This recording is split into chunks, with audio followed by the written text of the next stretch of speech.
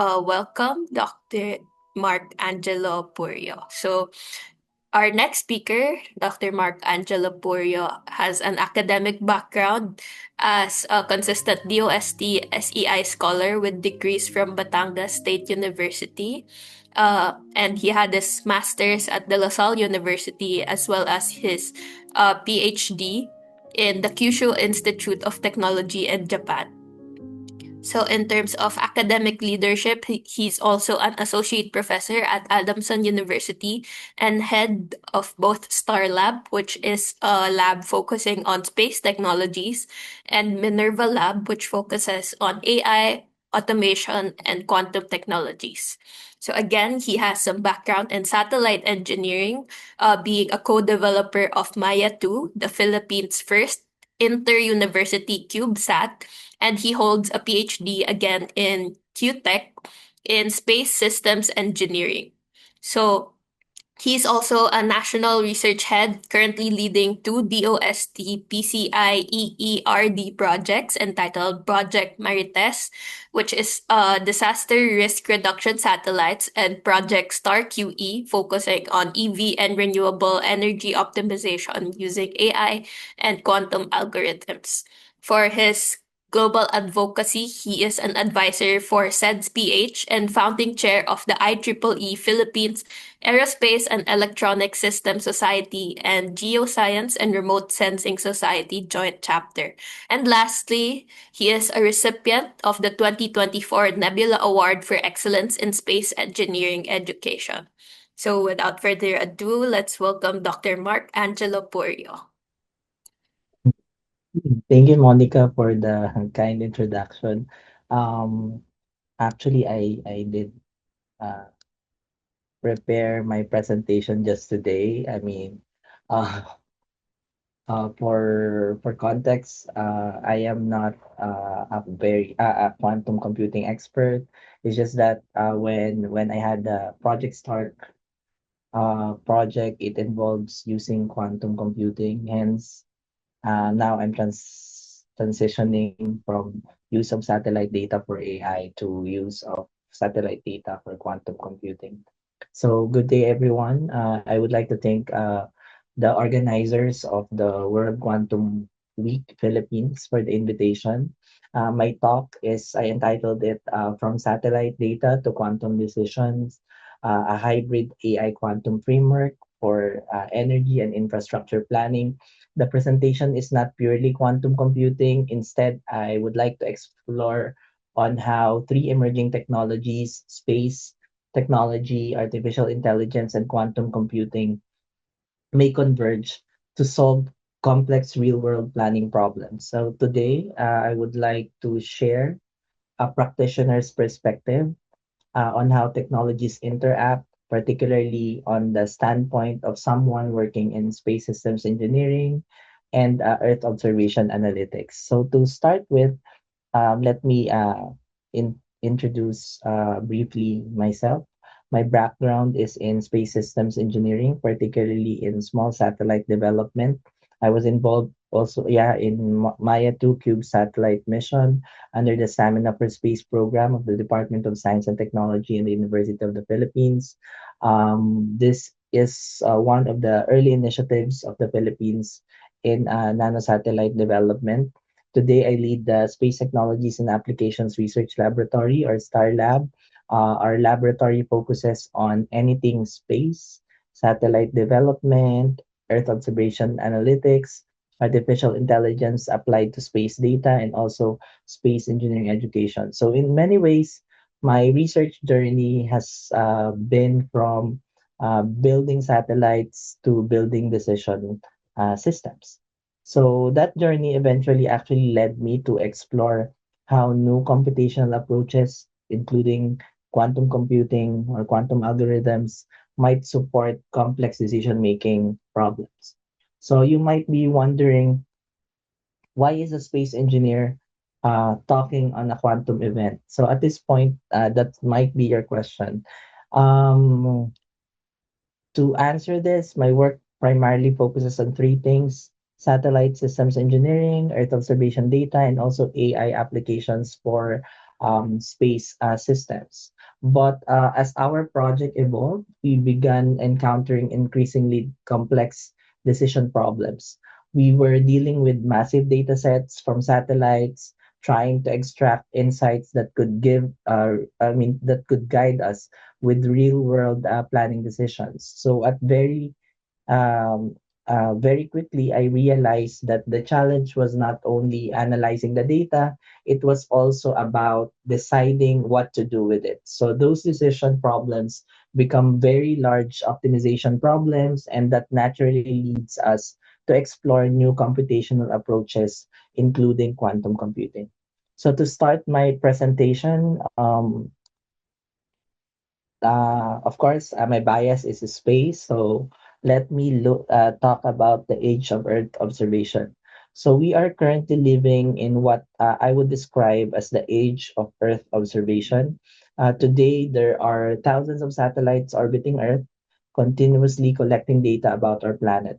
So these satellites monitor different parameters, for example, climate conditions, ocean activity, land use, urban development, even natural disasters. So, in many ways, space technology has become a planet scale sensing infrastructure. So, satellites are constantly generating new streams of data that help us understand the Earth system in ways that were impossible just a few decades ago.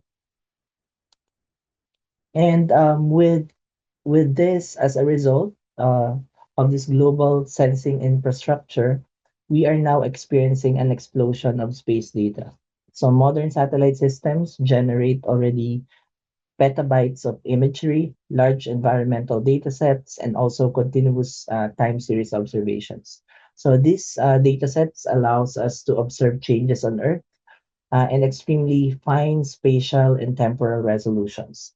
But unfortunately, this massive volume of data also introduces new challenge. How do we turn this data into actionable knowledge? So the real challenge is not really about collecting data. In fact, we are already collecting more data than ever before. So the real challenge is turning massive space data into useful decisions. How do we perform and transform these data sets into insights that can guide decisions about infrastructure development, climate adaptation, energy planning, and also urban systems? So this is when advanced analytics and artificial intelligence become essential. So when we look at these kinds of data, we cannot do about AI for space data. So I actually just picked some images from the Our Place in Space. This is a good read from the Philippine Space Agency where they look at different use cases for uh, Earth observation and artificial intelligence.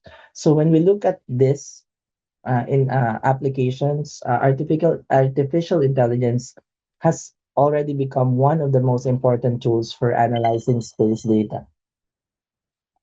AI enables us to extract insights from satellite imagery and environmental data sets. So, for example, AI models are now used for disaster monitoring, crop monitoring, climate analysis, and even urban development planning. So, in essence, AI allows us to transform raw data into predictive knowledge.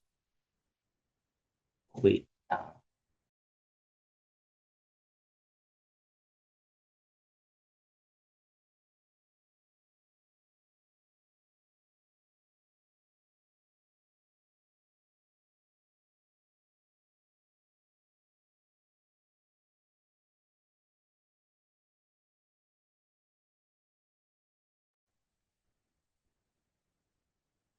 Sorry, someone called.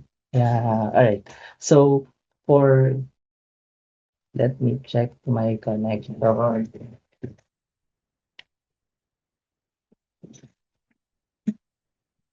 Mm, yeah.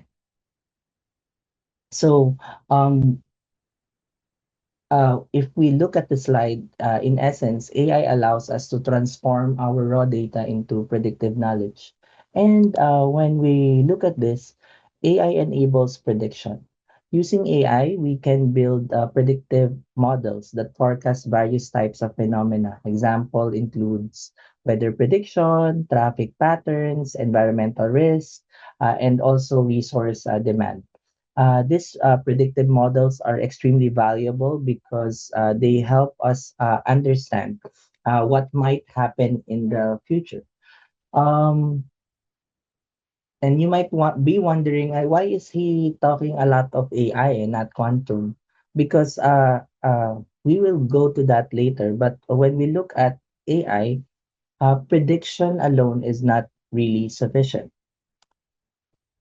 When I go through the literature for applications for Metro Manila, in terms of prediction versus decision making, I asked ChatGPT to give me a summary of that. Um, when we look at predictions actually answers the question what will happen. On the other hand, uh, policymakers and planners must actually answer a different question, and that is, what should we do about these kinds of predictions? So this second question actually leads us into the world of decision making and also optimization. So what really is the challenge in terms of optimization? Many real world systems involve complex planning problems. So, example, you have infrastructure planning, you have logistic networks, you also have transportation systems, and also energy systems. When you look at these kinds of systems, these systems actually involves thousands of variables, competing objectives, complex constraints. When you try to solve these problems computationally, the difficulty grows very quickly. And these real world systems are large scale optimization problems that quickly exceeds the limits of our traditional computation. Uh, Looking at computational complexity, many planning problems fall into the class of what we call combinatorial optimization problems. So when we say it's combinatorial optimization problems, they are often large scale, they are highly interconnected, and they are also computationally intensive. So in computer science terms, many of them are classified as a what we call in quantum computing as NP-hard problems.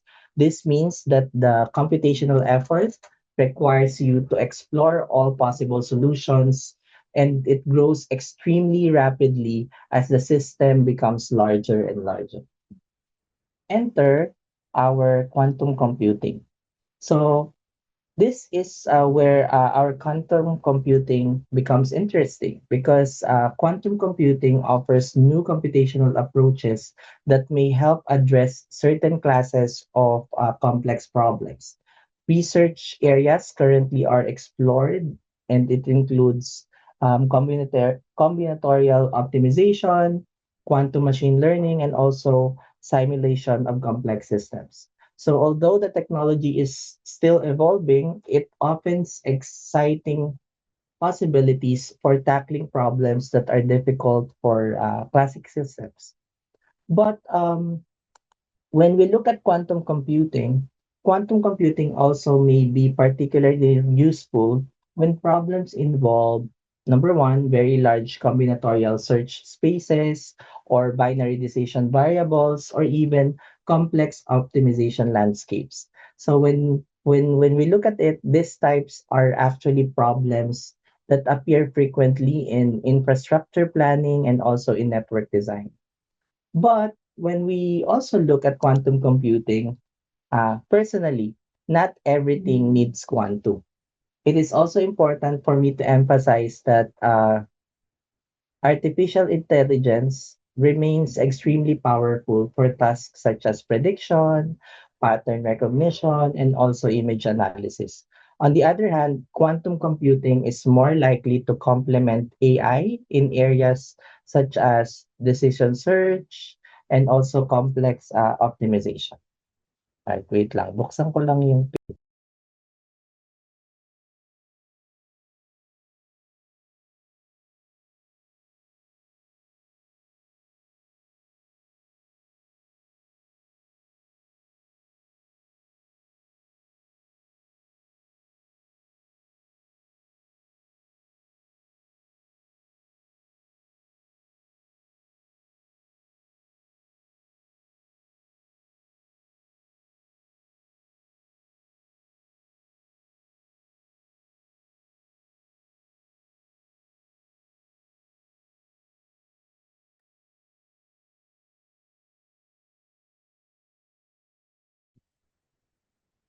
Sorry, ang daming bakit ngayong oras pa maraming may kailangan sa'kin. But yeah, yeah, my takeaway right now is not everything, actually needs, quantum.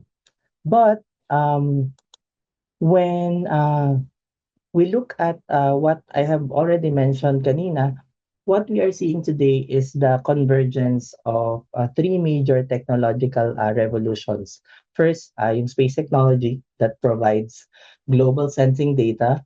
Also, artificial intelligence, which enables predictive analytics. But in third, quantum computing, which may enhance our complex optimization. So together, all these three technologies can actually enable next generation of decision systems.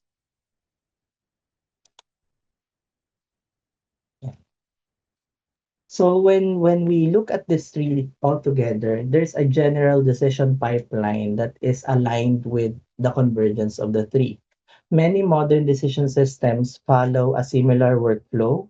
First, the data is, collected. Second, AI models analyze the data and generate predictions. And finally, optimization algorithms evaluate possible decisions. So finally, when we look at this in the perspective of putting together all these three, the decision support systems provide, guidance to planners and also our policymakers. So one example, that we can draw from here is, there are different types of decision pipeline which be applied to many domains. Examples include, for example, urban planning, climate adaptation, transportation networks, and also renewable energy systems.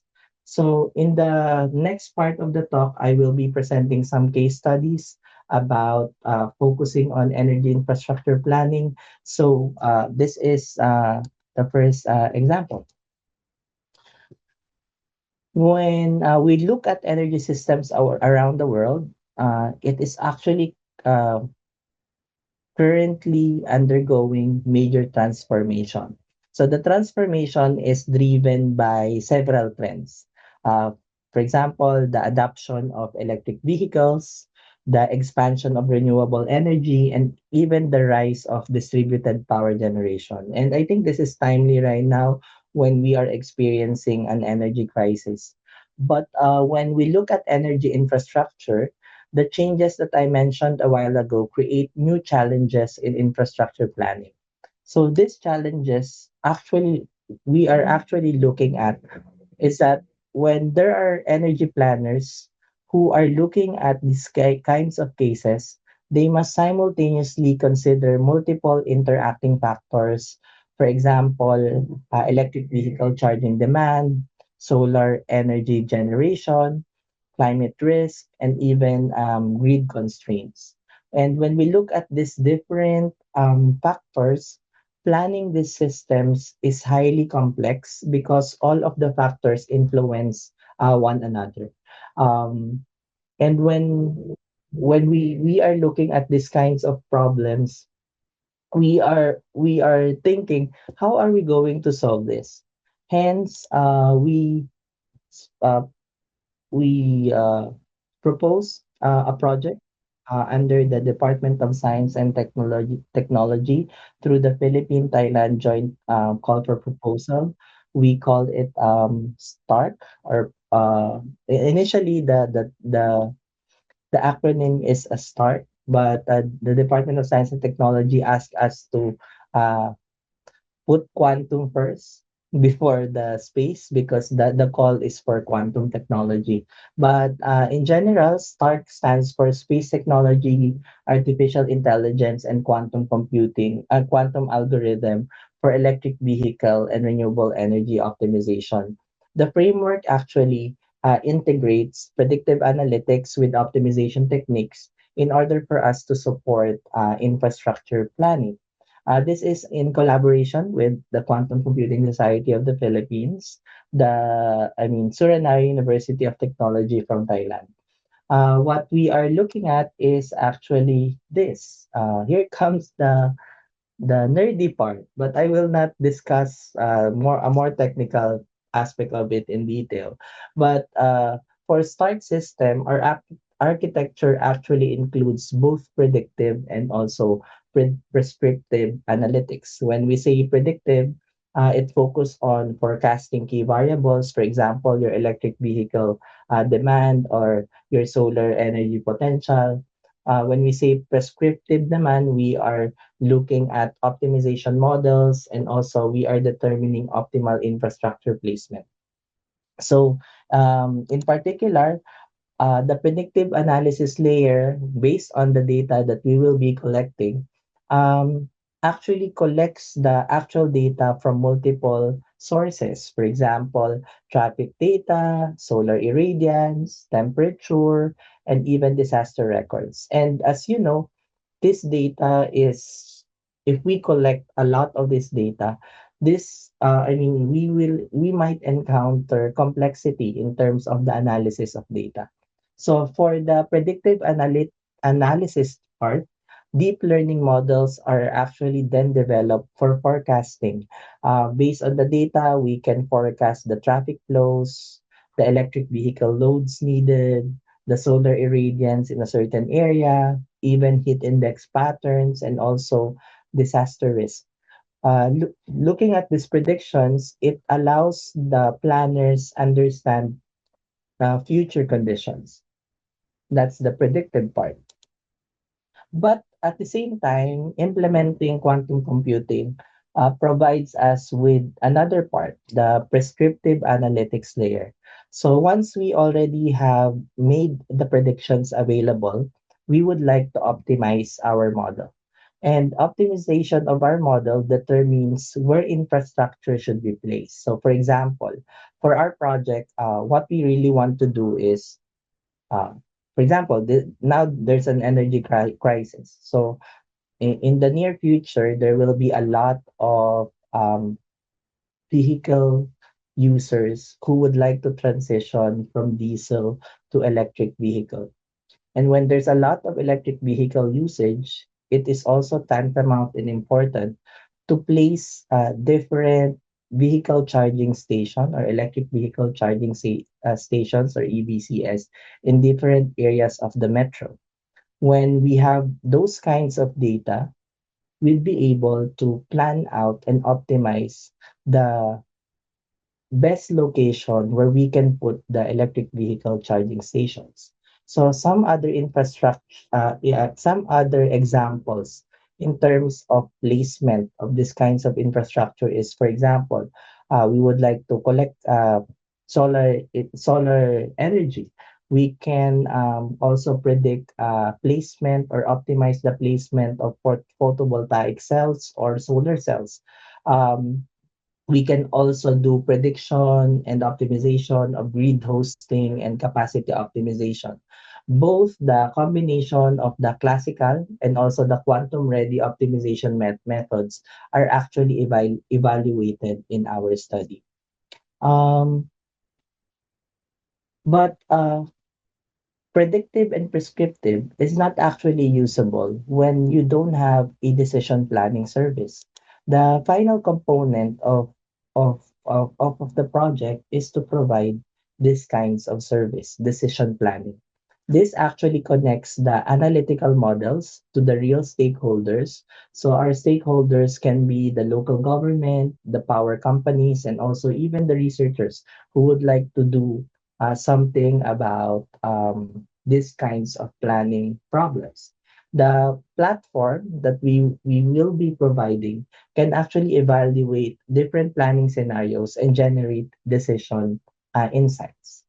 Um, then for the next slide, this is actually not part of the project, but it felt like when you are doing this complicated thing in the background, it is also important to look at your stakeholders. When your stakeholders are not quantum computing practitioners, it is also important for them to have a grasp of what you really are doing.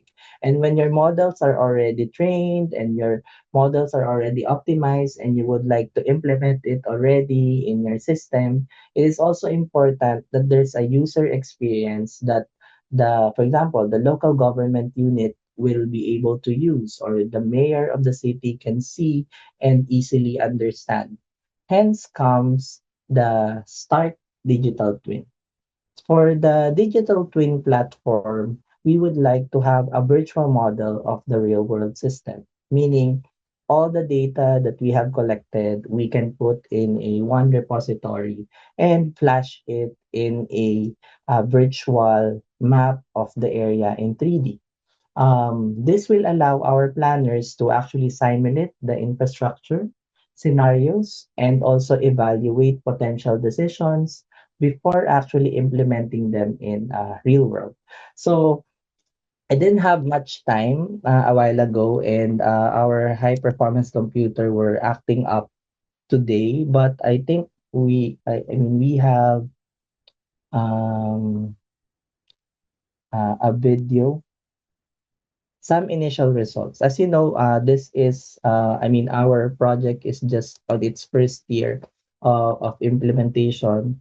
And this is one of the digital twin that we are doing for our laboratory. Minerva Lab is the other laboratory that we have hosting, um, what do you say? What do you call it? Hosting GPU servers and also high performance computers. It's a little bit not polished yet, but for the time being, this is how it looks like. I don't know if I can share the sound. Siguro. Please inform me if wala siyang sound. Pero ano lang naman, narration lang.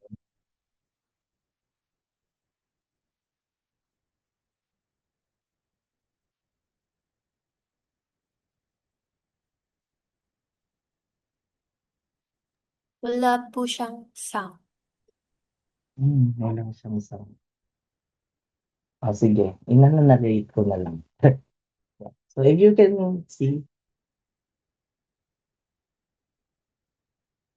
yeah. So the data is gathered from real-time OpenStreetMap data. We can flash it in the map.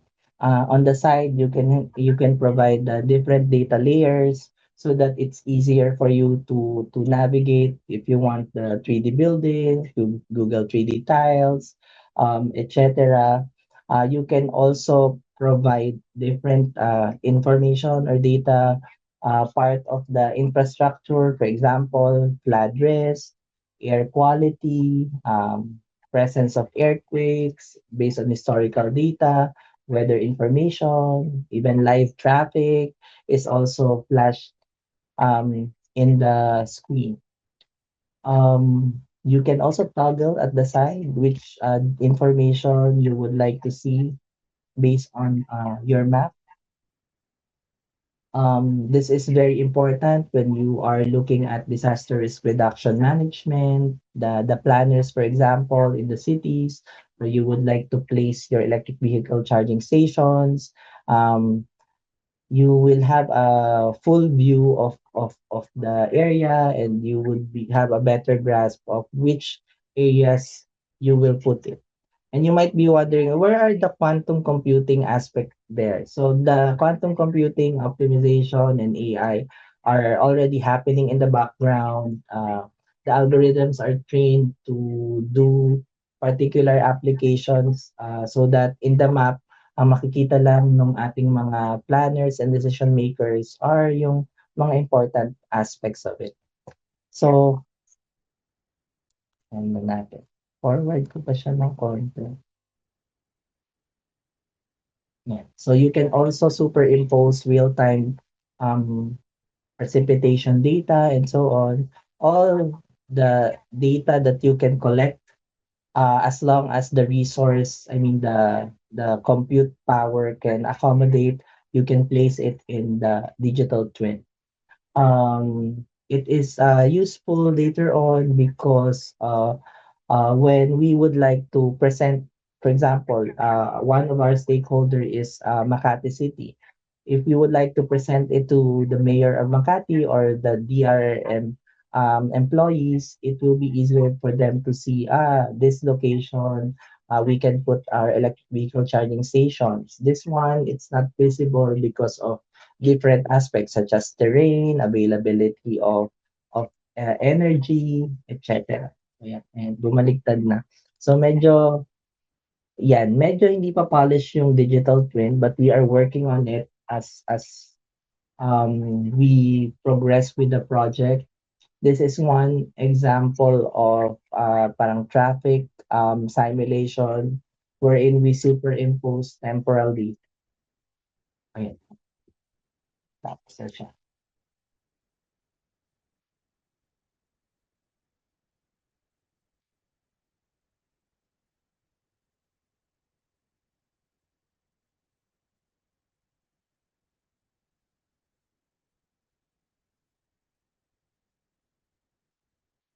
Yeah. So that's one example of what we plan to do when we finish the project. So aside from that, there are also other initial results in terms of the project in itself. There are some initial results including geospatial suitability map. You know the places there where there are stars. Though there are optimized sites where we can put, for example, uh, sensor placements or later on electric vehicle charging station placements. We also have implementations developing web apps for locations of existing electric vehicle charging stations. In the background, we are working on hybrid quantum time series forecasting and even suitability maps so that it's easier for us to explain it to the decision makers. This results actually demonstrates the feasibility of integrating satellite data, AI models, and also optimization methods into a unified planning system. Um, you might ask later on, why are you doing this? I mean, what is the relevance in terms of this implementation for developing countries like the Philippines? One of the motivations of the research is actually the relevance of it for developing countries. Many developing nations are also facing rapid urban growth, not only in the metro, but in the different areas in the Philippines and climate risk, while we are actually lacking advanced planning tools. The EBCS planning is just a demonstration, but it can be also translated in different applications such as flood risk mapping, um, placing different sensors to monitor the flood, and so on. When we look at it, and there's a lot of data already, and when AI cannot do it, I mean, when AI has trained it but cannot optimize it anymore, that's when quantum computing comes in. And the reason why the title is hybrid, it's because it's a complementary work done by both artificial intelligence and our quantum. Whereas the hybrid AI quantum framework may actually help us to support data-driven infrastructure planning. I also have another video. I'm not sure how can I share the sound. I think this requires sound. Wala dito sa options kung mag-share ng sound. Pero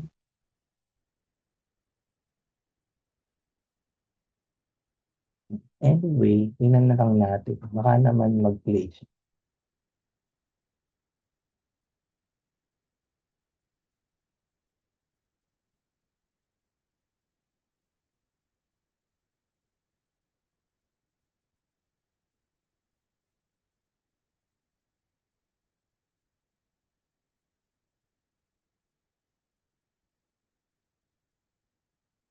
Wala rin po siyang sound. Wala ding sound? Wala pa ring Ah, sound? baka you Bakit can kaya? send the YouTube link po, sir. And then we can share po for you.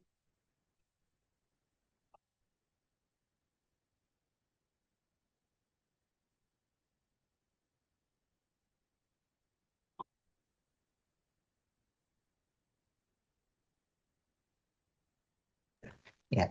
Sige, later I can share the YouTube link, but yeah. So imagine we had a lot of compute power and quantum computing optimization tools. We can actually make digital twins in different cities and probably help the local government.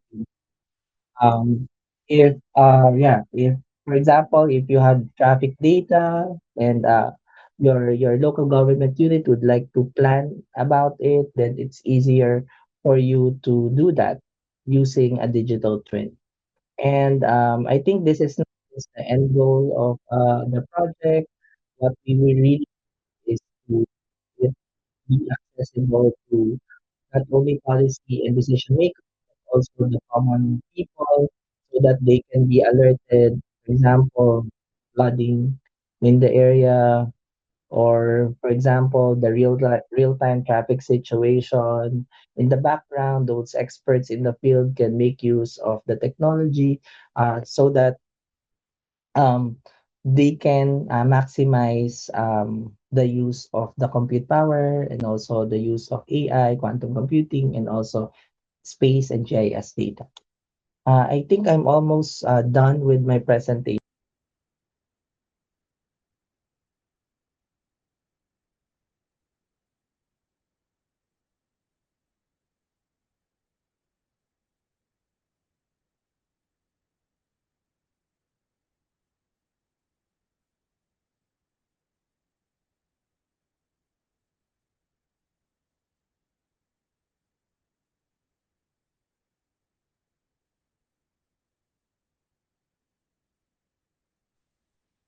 Hi, Doc.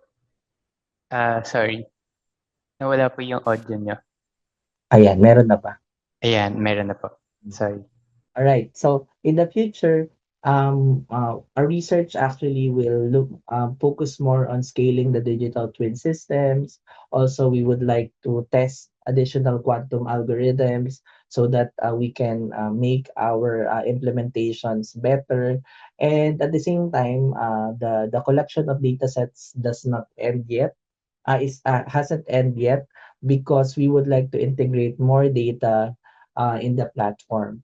And personally, my key takeaway here as an impostor, a quantum computing impostor, doing quantum computing using satellite data and AI, is that space data actually enables global sensing, whereas the artificial intelligence that we are currently using enables us to do predictions. Whereas finally, yung quantum computing and quantum algorithms natin will actually help us complement what AI does, and that is to enhance our optimization. Um, yeah, before I end, as we actually move uh, into the new technological era, we are actually surrounded by extraordinary innovations. And we are actually building more satellites, generating more data than ever before, developing increasingly powerful artificial intelligence systems, and also exploring entirely new paradigms of computation such as quantum computing. So I'm in the translation side. So I'm privy more of the real question, and that is not simply how much data we can collect or how advanced our algorithms can become. The real question really is how can these technologies help us make better decisions for our society?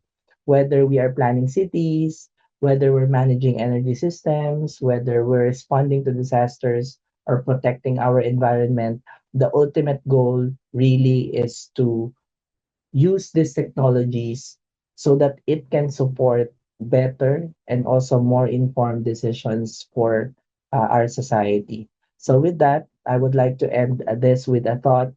The most powerful technologies are not those that collect the most data, but those that help humanity make better decisions. And to end, thank you for your attention. And I would happily answer your questions. I hope I can answer them. Um, yeah.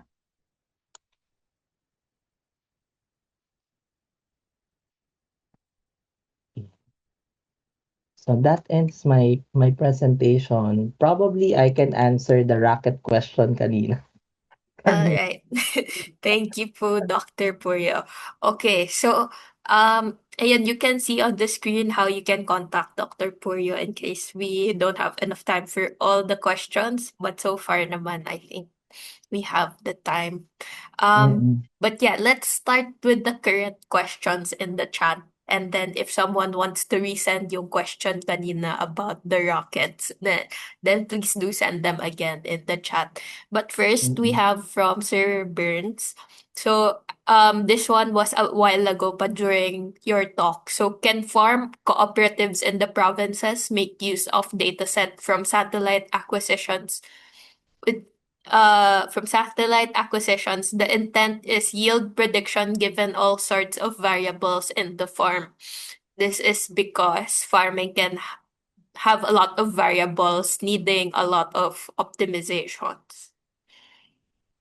To answer the question, yes. I mean, it's already been done. There's a lot of already researches that they are actually using satellite data to estimate yield and production, and also somehow it's not just quantum computing, but AI is also we are doing using AI probably in, for example, estimating the yield and production. Tapos there are instances when they are factoring in climate change and also presence of disasters, so that farmers can easily be notified. This is already been done in different countries. In the Philippines, we I think there are in the last 10 years there are already studies which provides halimbawa palay, paddy grain yield estimation and something like that.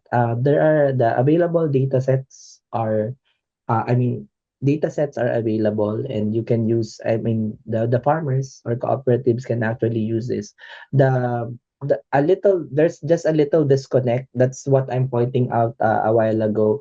While the data is available and the solutions are also available, as people practicing science, it's also important to go to the level of the farmers. It's important to um, allow them to understand it in their language, so that it's easier for them to apply what you have learned based on what you did. So that some problems of some scientists hindi na to translate in the level of the stakeholders, kasi yung outputs, hence medyo nagkakaroon ng disconnect. But yun nga, the hope is really to use our science to also improve the lives of those who are in the grounds. Yeah. So, yun nga po, yung using technologies for humanity, no? Yeah. And then I think there's a follow-up question from Sir Burns as well, is if there are two predominantly quantum optimization algorithms, so these are QVE and QAOA. So do you use these in your work? Yeah, I think I'm not the quantum person, but yes, part of the optimizations, part of what we are doing is actually explore which optimization model is best suited for the application. So we touch on those different quantum algorithms and probably compare each of them. Of course, the project is not yet done, so we have not concluded yet. But I mean, to answer the question, yes, we are touching on those optimization methods. Okay, then for our next question from Chris Pulo. So, given your work combining satellite data, AI, and emerging quantum computing, what do you see as the biggest technical bottleneck today in turning Earth observation data into real-time decision-making systems for infrastructure planning?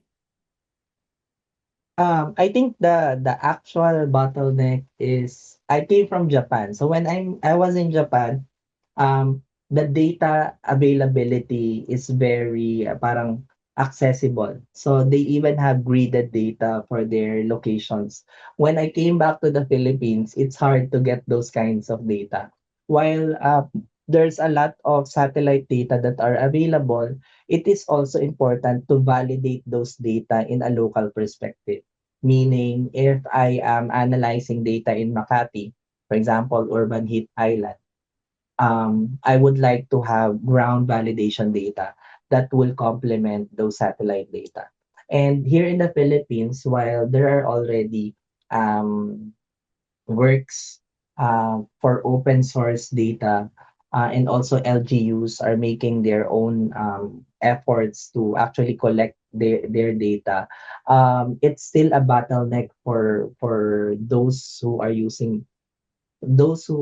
in the data analytics side, because yeah, I mean, data is available. It's just that how can we validate it in a local perspective?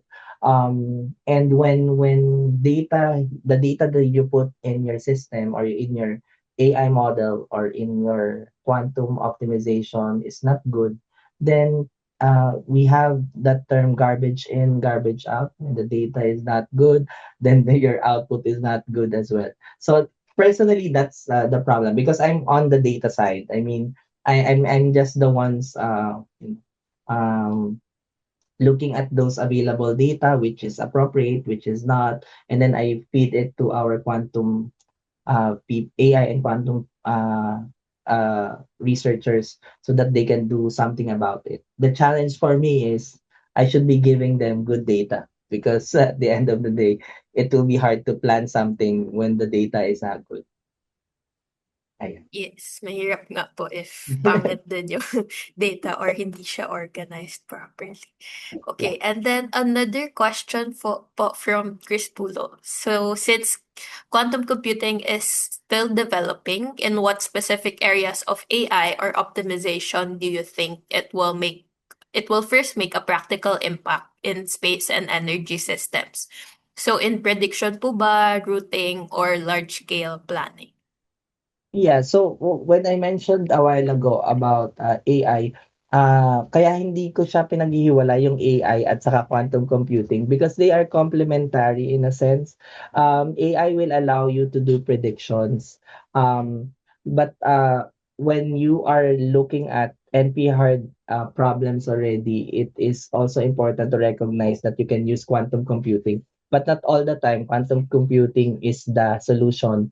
To answer the question, in terms of impact, I personally think that this quantum computing, in terms of translation, has impact in urban planning, uh, and also smart cities, something like that. Because the goal of urban planning and development of smart cities is to to collect as much data as possible.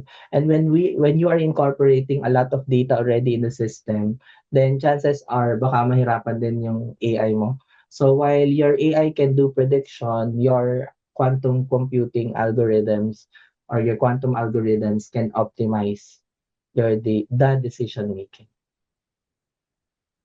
Okay, thank you very much for that. And then next, our question is, would quantum computers be mainly used to train AI in the future? And if it's possible, how big of a time gap would it be? Would it make on training on large data sets compared to classical computers? Yeah, I'm not the right person to answer this, but based on observation, I can just like do assumptions. For example, if you have implementations in our project, a normal computer if you can run it, if you run or train data in a normal computer for a week, you can do it in less than 1 or 2 hours. Um, yun yung yun yung ganun kabilis siya. But it's not always quantum computers. There are also high performance computers that available that can also do the job. It's just that, yun nga, we are still have a lot of research being done for the use of quantum computers. But in the future, um, uh, based on experience, uh, may time gap talaga. I mean, there's an improvement in terms of faster compute time, mga ganyan, and the resource that can be used in order for you to do your training or your optimizations. Ayun. And I I don't guess have in numbers, but oh, I can email you like some parts of our results. okay po. Thank you for that. And then I think in relation to that, my question also about whether there are already AI models that are trained for quantum computing. Oh, yeah. Dun papasok yung tinatawag namin na yun nga hybrid AI. So wait lang, yung makita ko yung analytics. Kasi ay yun nga yung ano eh, yung isang notion na just because quantum computers promises parang mga fast compute ganyan na yung AI mo naman pwede mo namang i-run yan din sa ano high performance computer. Yun kasi yung anong tawag dito, normally notion. But when you look at this, I mean, to answer the question, merong mga AI I mean, nararaan natin yan. At the same time, marami na kasing ano eh, marami na kasing AI. Meron kaming ginagawa, for example, physics-informed neural network, pagka-run nun, tapos saka pa namin mata-try siyang i-optimize using quantum computing or quantum algorithms. So, they are, like what I said, complementary. So, pwedeng AI lang, pwedeng quantum lang, but we are also looking at the hybrid aspect of AI and quantum that can work together and see whether they have better results. Okay po. And then next we have two questions from Piniel. So what are the prevalent issues in utilizing quantum computing for optimization, especially since it's in its NISQ era po? So which may impose difficulty for solving optimization problems. And does the map also include the mountainous and indigenous areas? Are there government initiatives for such technology to be implemented in the said areas? So, to answer yung number one na question, um, in terms of issues, yung access dun sa ano, quantum computing na hardware in itself is already an issue for those who would like to practice. Although, right now, ang solution is you can buy qubits online. I mean, you can buy tokens and then run your optimization. So, yun yung isang nakikita kong issue for those who would like to do quantum computing and optimization. Dun sa second na question, the map in itself, kung ano yung available na data that can be flashed to a digital twin. If there's an option to provide mountainous area or indigenous areas, that we can do also. It's just that if you notice in the video, the implementation is only focusing on the city. So, uh, yun pa lang yung kayang gawin ng system. But we would like to make the digital twin as possible, if it makes sense. Like, if it's a mountainous area, you can see the terrain. Pag may sunrise and sunset, ganyan, we can simulate it uh, accordingly. Parang ganun. But yeah, to answer the question, we can include those areas if data is also available. Okay. And then last two questions po. So first is from Vincent.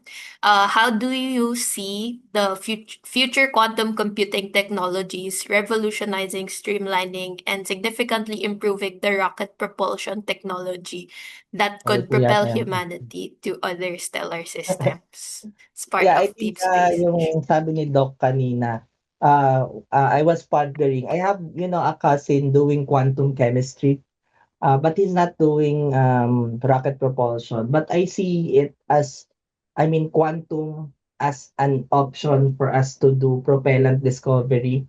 That means we can do simulations in quantum chemistry. Then pwedeng ang mangyari, we can design more efficient yung mga fuel molecules natin at saka combustion reactions, which will allow us to propel further. and which we can use for deep space missions. So we can, I think, pwede yon. I mean, I cannot say na um, kaya, but I think that, I mean, technically it's a sound. In terms of rockets, engine optimization, pwede tayong mag-simulate ng CFDs, computational fluid dynamics, para ma-optimize ano ba, yung nozzle shape, yung combustion stability ng propellant, at saka yung efficiency ng use ng propellant as well. Then yung sinabi ni Doc kanina, yung materials, we can model um, mga materials na heat resistant or I mean, cold tolerant, mga ganyan. Even the trajectory of rocket, we can also simulate using quantum optimization. Ayun. Ayun. And then lastly, yung question is also on rocket making. So, what would be a good secondary mission that incorporates quantum computing in rocket making? Ayun, I think yung na-mention, ay hindi siya mission eh, yun yung preparation ng rocket. Yung kung gusto mong isakay sa rocket, I mean, personally, what we have done in one satellite project that I have is putting AI on orbit, artificial intelligence in orbit. I have like a work with Sir Dylan also. We're optimizing the model so that we model for ang tawag dito, for classification on board satellite. So I think the premise is the same. So kung meron kang computer dun sa rocket mo, pwede kang mag-flash ng AI na pwedeng mag-run while your rocket is traversing upward. Parang ganon. And you can use quantum computing to probably optimize your model, ganyan, yung AI na iraran mo doon sa system. And this is a developing parang ano lang to, in the last 10 years, this is a developing research pa.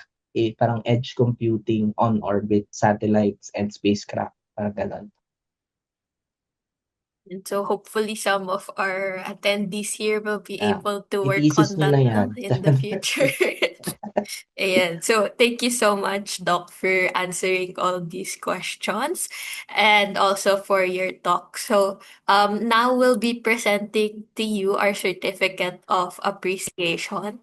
So this certificate acknowledges that Dr. Mark Angelo Purio has masterfully shared insights as a speaker in World Quantum Week Spotlight Talk, a webinar in celebration of World Quantum Day, signed by engineer Ethel Joy Badyang and Sir Bobby Corpus Jr. So let's take a photo with our speaker. So, yeah. Awesome. I'll take the photo.